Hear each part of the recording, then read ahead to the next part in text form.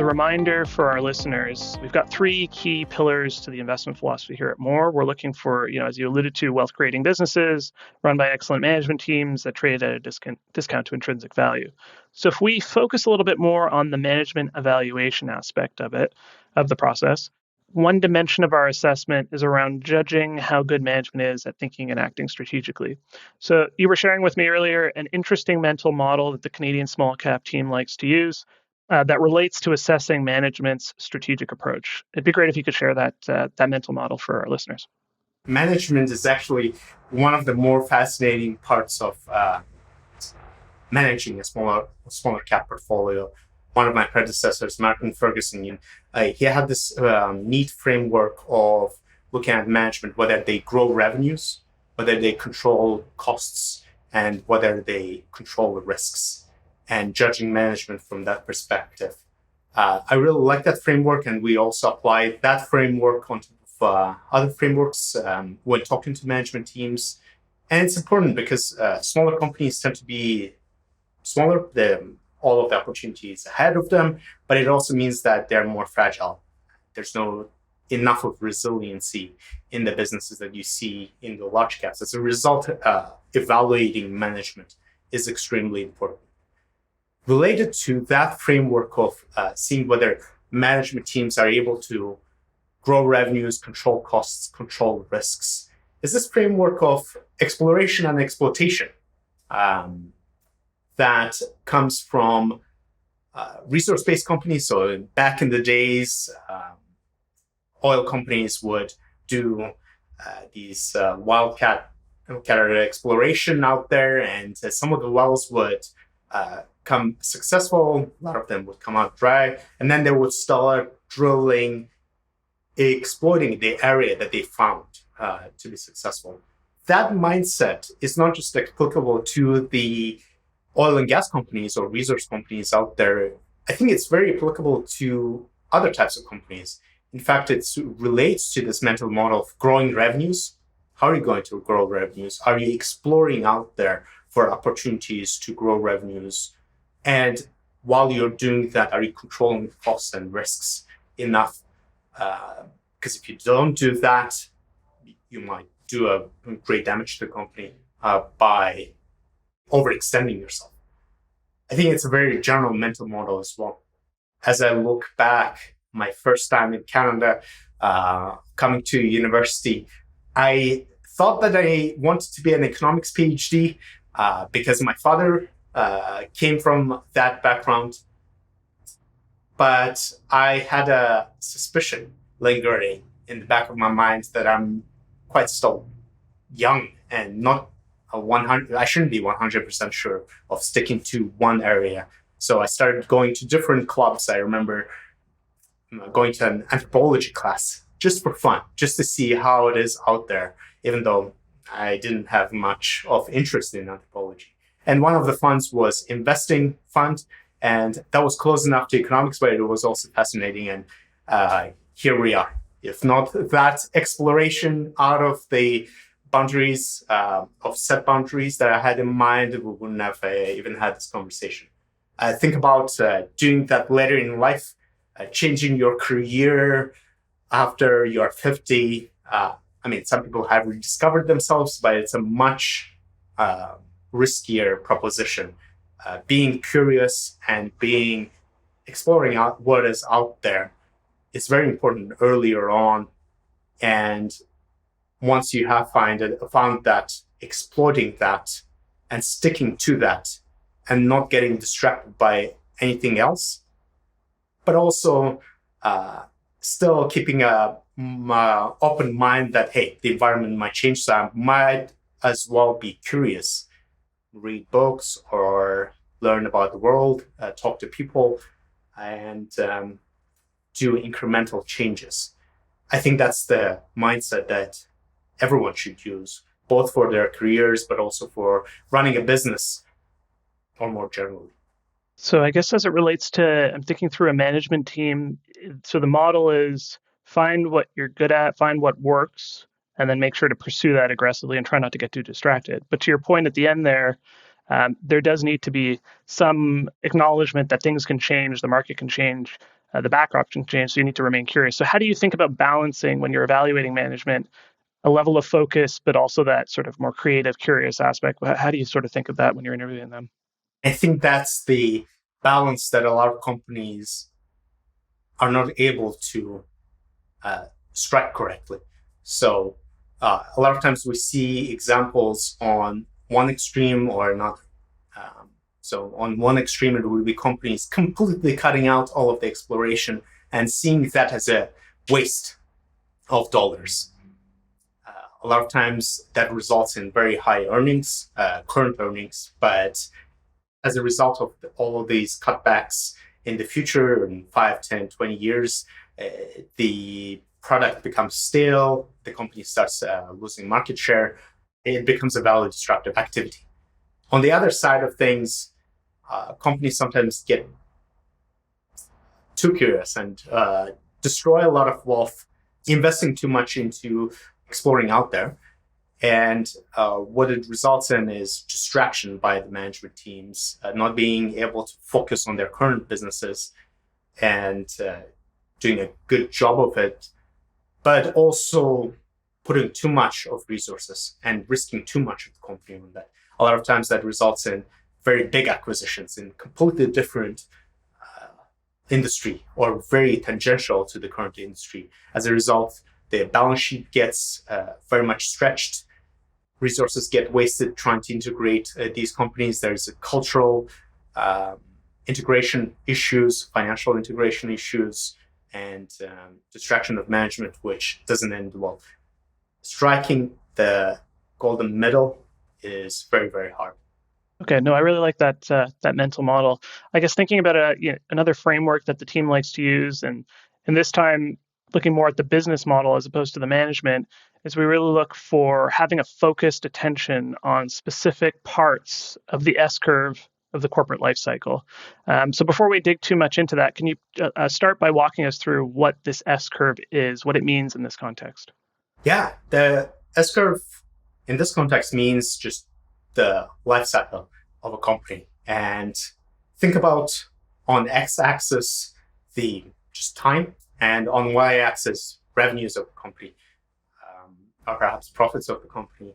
And there's multiple parts of this company life cycle. At the very beginning of the company, there's not much in terms of revenues.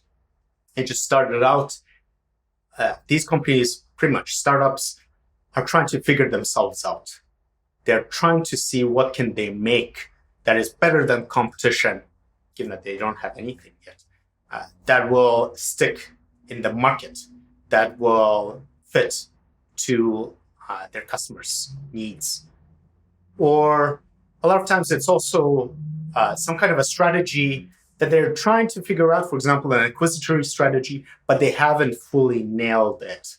As a result, there's a lot of exploration going on. And that part of the business life cycle is very hard to navigate. That is the riskiest part, perhaps, of the company's life cycle, because you have very low of resources. And we have tended to stay away from those parts of the corporate life cycle. We have stayed away from investing into concept stocks and unproven management teams or business models. Interestingly, a lot of times those types of companies also capture the imagination of the market very much. Those, again, the markets behave in collective hallucinations. They think in images, and a lot of times those companies also tend to be very overvalued compared to their potential.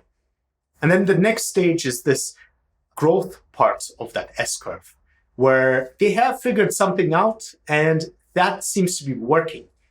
That there's some kind of attraction happening. And that is the sweet spot of investing, where you have figured something out, the competition hasn't caught up with you yet. There's an opportunity of X years, for some companies, very short period of time. For some companies, it can be very sustainable way of creating a lot of value by just sticking to that, what we call internally, algorithm of wealth creation. So in the earlier stage, they were trying to figure out that algorithm of wealth creation. And then the growth stage, it is all about applying it without being distracted. That algorithm of wealth creation.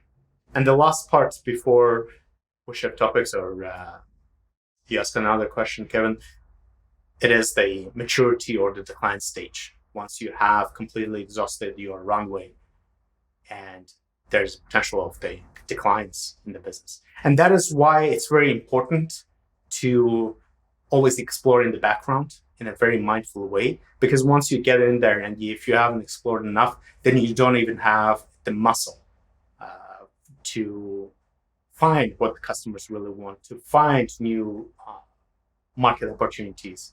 And that's when the companies a lot of times get very anxious by doing large acquisitions or value destructive deals or overstretching their balance sheet.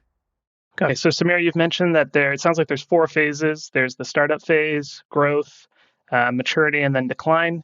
You alluded to we're not really focused on that first phase, and the sweet spot is the second.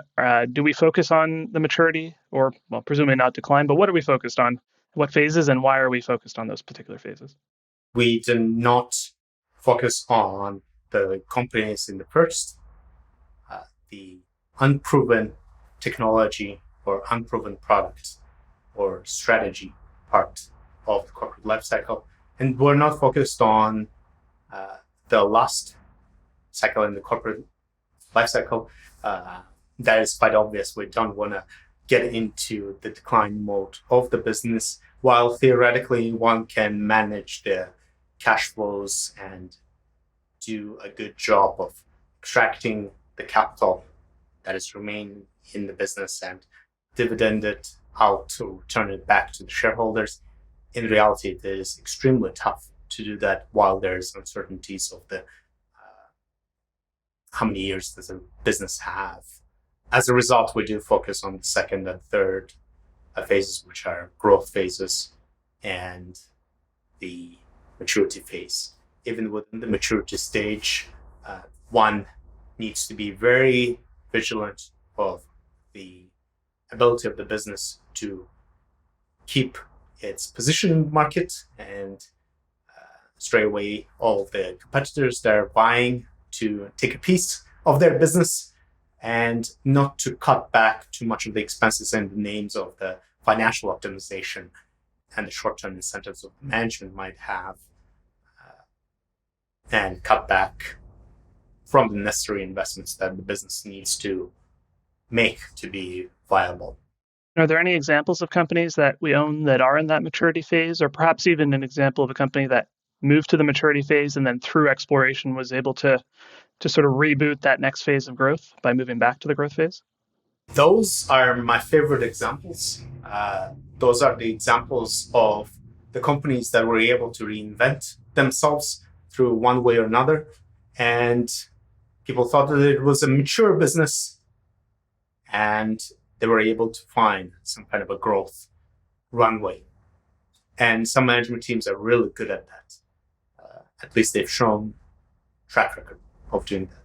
One example, I'll name a few, that comes to mind is Trisura. It's an insurance company focusing on the specialty insurance segment of this very large space. And they pride themselves on listening to the brokers on what kind of insurance do their clients ask for.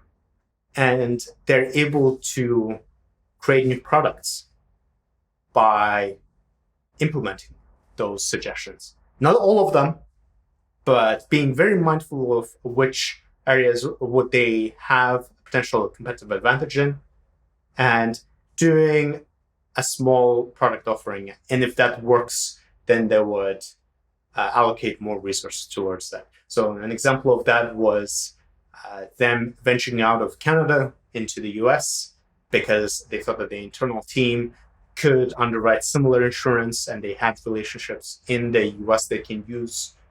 And they also found some people that wanted to start a so-called fronting business model. So they allocated some resources towards it, not betting the house for it. And as it started working out, they started allocating more people, more financial resources, capital towards that area. Another example is TerraVest, which is one of the larger holdings in our portfolio as well. TerraVest is in multiple different businesses, but one unifying characteristic for many of those businesses is steel. So they make propane tanks or heating oil tanks or some kind of other industrial gas tanks that will use a lot of steel, and they use their purchasing power with the steel mills to get efficiencies in that business. And each of these markets are very mature, perhaps even declining, but they were able to buy the businesses in each of these industries, get the efficiencies from them, and once they have consolidated a particular market, look into what do their customers need, but also what kind of smaller businesses that they haven't paid much attention to in the businesses that they acquired, that they have, that perhaps might be a nice tangent to start getting into allocating more resources. And they do it very incrementally. I think incrementalism is very important when it comes to exploration versus exploitation, because it strikes the balance of spending enough resources to de-risk that runway opportunity, but also to learn, just in case if it doesn't work out, you can always come back, versus the mistakes happen when people go for one large idea, one large acquisition, and it gets stretches out all of their resources internally. Absolutely. No, I really like that. And it maps, I think, quite similarly to how you guys think about even portfolio construction, where there's a balance between a sufficient amount of diversification to spread out the risk in the portfolio and make sure we don't have any sharp edges, but at the same time, we don't want to diversify away the alpha that you're trying to generate with too many stocks. So I think there's a lot of parallels to even our own business and how you guys run. That's why we're on the lookout for new ideas, but we don't put all of our capital into a new idea. We want to see the management team proving out itself and us getting more comfortable with the business model, learning it a little bit more, and building our position from there. I think it was Buffett's nice mental model of watering your flowers and trimming your weeds. That is exactly it. That is exactly the kind of approach we want to employ for our portfolio, but also we want that approach to be employed by the businesses that we own as well, to put the seeds and water their flowers and trim the weeds. So if we home in a little bit on we were talking earlier and continuing to talk about the growth phase. You've just sketched that out for us, what it is and why we're focused there. Are there a few common levers that you typically would see management pull to generate that next phase of growth? I think we've sort of talked about a little bit. Is there any other sort of ways that they can generate that growth that you're looking for? Typically, companies either grow organically or inorganically through acquisition. And those are very different. Organically is typically lower in capital intensity. It is easier to be done for some businesses out there that have figured out a way of introducing new products. But it can be hard as well if you don't do it right, because you will end up with this huge portfolio of products that did not gain traction, or people that now you employ, and there's bureaucracy now on top of that. And then there's acquisitory growth as well, which is a very different way of growing. It is chunkier. There's a lot more integration work that needs to be done. Again, some companies do a really good job of that, and some companies, a lot of the companies can destroy wealth by pursuing those acquisitory strategies as well. And are there perhaps any examples in the portfolio to point to for those two different phases of growth, or even a company that's done both well? One that comes to mind would be Stella-Jones. Under the leadership of Brian McManus, it was a very successful acquisitory growth company. And started as a very small collection of treatment plants that would make utility poles and railway ties, very boring businesses that make money, again, in very mature industries, each of them. But as a result of the consolidation opportunity and the synergies they would get from this very piecemeal acquisitory strategy, they were able to create a lot of wealth, and it was one of the best performing companies on the TSX over very long stretches of time horizons.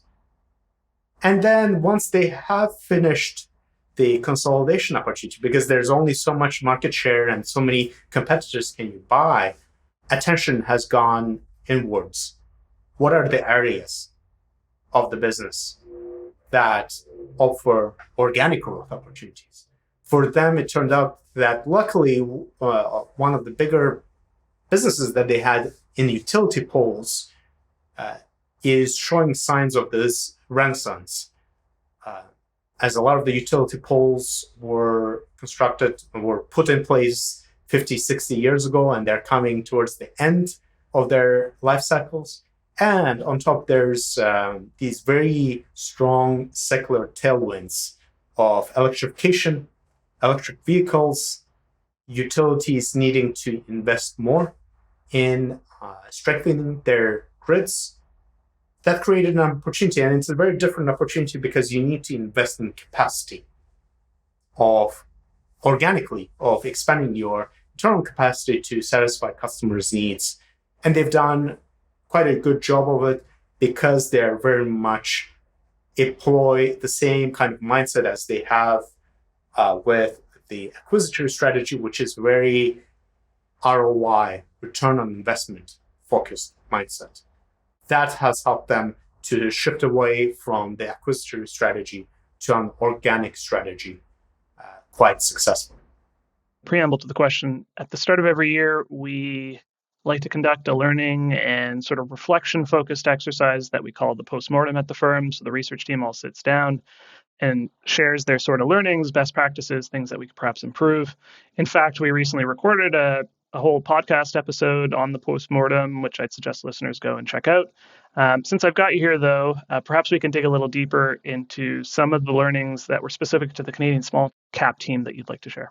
Yeah, actually, speaking of the exploration and exploitation, we do apply that internally within Mawer and within Canadian Small Cap Fund as well to what we can do, not just on new company ideas, new holding ideas, but also in terms of process that we can employ to achieve our goals and to using the same philosophy that we have. And one of the innovations in 2023 was this look back. The fund has been around for a very long time, for decades, and we have internal notes on different companies. We are able to now about once a month do look backs on a particular company, which is a very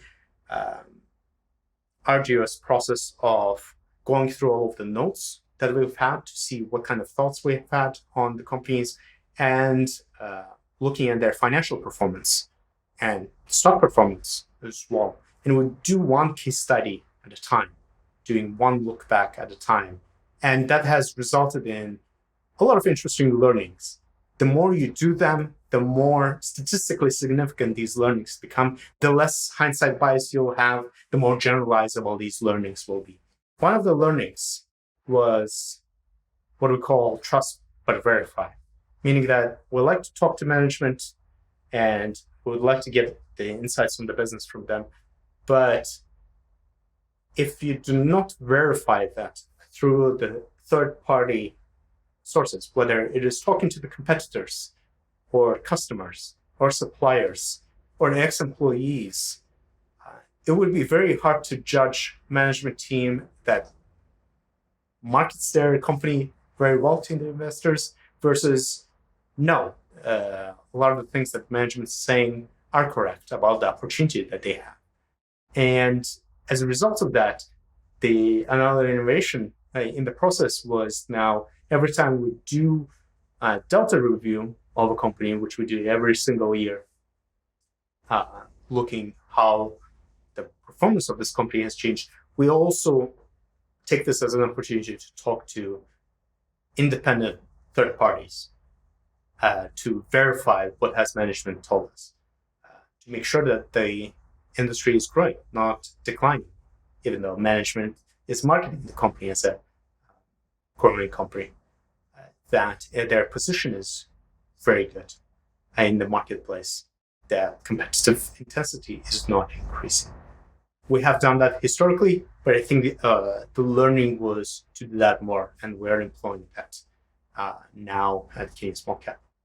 Awesome. Well, I love all these mental models. I find them fascinating. It's always really helpful also to hear, though, how they're applied, how you guys think through when you're evaluating companies and management, and ultimately how stocks end up in the portfolio. And it's nice to get some color on a lot of these sort of frameworks that we have. Thanks a lot for speaking with me today, Samir. I really enjoyed it. Thanks a lot, Kevin. I enjoyed it very much as well.